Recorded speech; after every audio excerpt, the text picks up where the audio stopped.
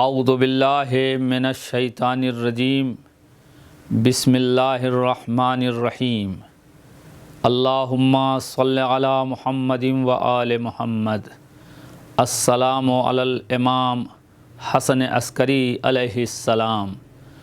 و ان کے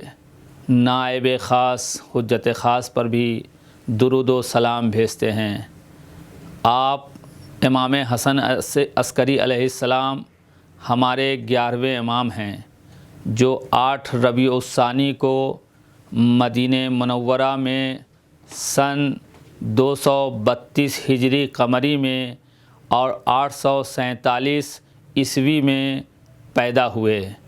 آپ کی ولادت باسعادت جب مدینہ منورہ میں ہوئی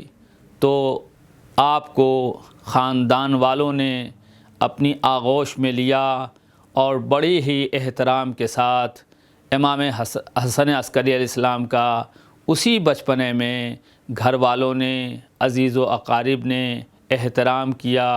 اور ان کے انوار مقدس کو دیکھ کر لوگ یہی کہتے تھے کہ ہاں ابن الرضا آ گئے۔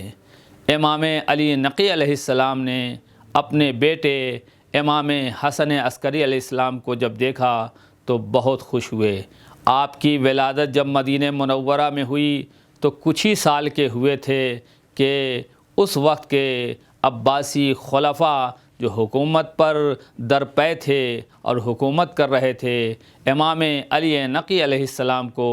سامرہ کی جانب تبعید کیا۔ اس سامرہ جس کو کہتے ہیں سرہ من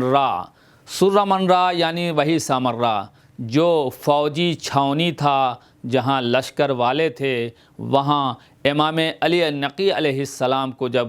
بھیجا گیا تو ان کے ساتھ ساتھ امام حسن عسکری علیہ السلام بھی اور ان کے رشتہ دار عزیز و اقارب بھی ساتھ ساتھ مدینے سے سامرہ گئے۔ امام کے اوپر بہت سخت نظر تھی، امام بہت چھوٹے تھے لیکن بابا کے ساتھ زندگی گزارتے رہے۔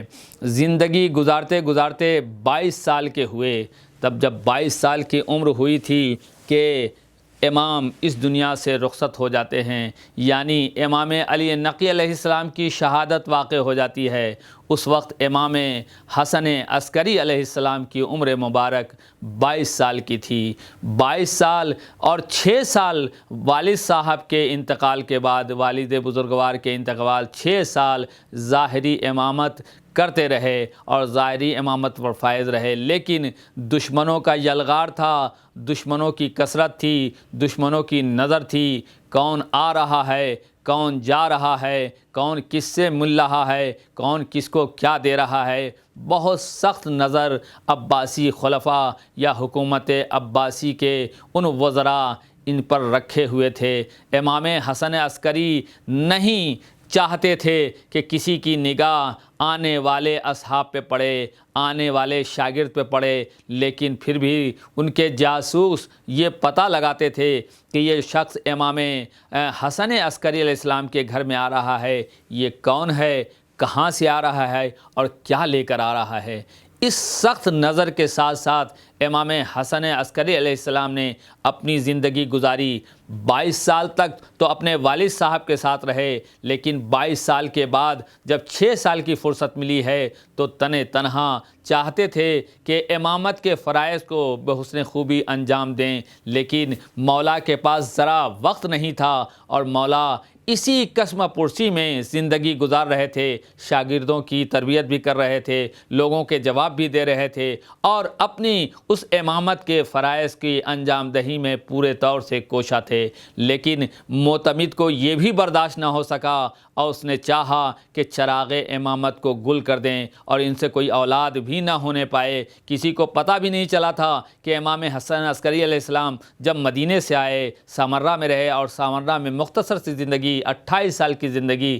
کس انداز سے گزاری ہوگی وہ تاریخ بتاتی ہے کہ نہ امام کو باہر نکلنے دیا جاتا تھا، نہ امام کو کسی سے ملنے دیا جاتا تھا۔ 260 ہجری میں ان کی شہادت واقع ہو جاتی ہے، لیکن اس عباسی خلفاء نے یہ سیاست کے تحت یہ کام کیا کہ امام کی جب شہادت ہو گئی تو شیعوں کو یہ بتا دیا کہ آپ کے امام اس دار فانی سے رخصت ہو چکے ہیں، لیکن بڑے ہی احترام و فضیلت و اس کے ساتھ امام کا جنازہ اٹھایا اور امام کو سپرد لحد کیا تاکہ آنے والے شیعہ کو کہیں سے شک و شبہ کی گنجائش نہ ہو، اور امام کی اس مختصر سی زندگی جو 28 سالہ زندگی تھی نہ حج کر سکے اور نہ تاریخ میں یہ لکھا کہ ان کے کتنے بچے ہیں۔ اہل سنت کے منابع اور شیعہ کے منابع کے مطابق ملتا ہے کہ امام حسن عسکری علیہ السلام کی کوئی اولاد نہیں تھی، لیکن شیعہ معتبر منابع کے مطابق ملا ہے کہ ہاں ان کی ایک امام، ان کی ایک اولاد